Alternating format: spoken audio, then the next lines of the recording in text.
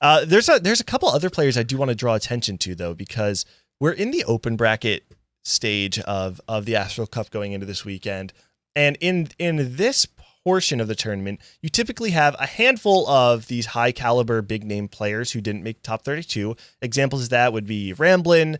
I would consider Broccoli one of those players. He's maybe not as high profile, but strong tournament performances in the past. We've seen him at the top many different events. Ramkev is another one who typically does limit test. And I do want to call out Kana, who pointed something out about my data, that it does punish players who treat ladder as a limit test or a way to learn the game. Definitely agree with you there, Sure. Kana.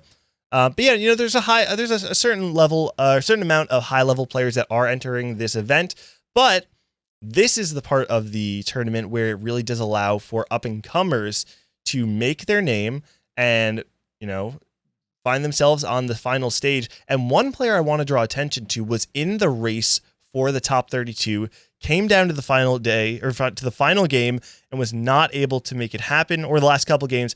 And that player is Clear. I don't know who this player is. I've never heard of them before.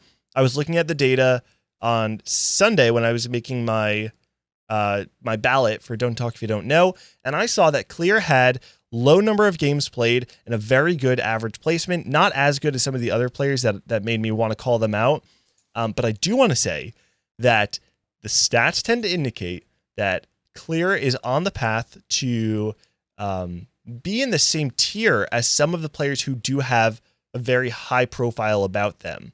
Let me just look at the data real quick. I would say, yeah, similar trend line as players like Goobums, Noob Owl, Asa, DQA, Goose, Bertosaurus. I mean, these are all the players that you know, and they are performing above average to the point where I would say everybody should keeping an eye on Clear. I think that this is a player who I have not seen play personally, but their trend tends to indicate that they are better than the average challenger player who's entering this event. And I would not be surprised to see a player like that make it to top 32, make it to the final day, and maybe even make a push for that final lobby.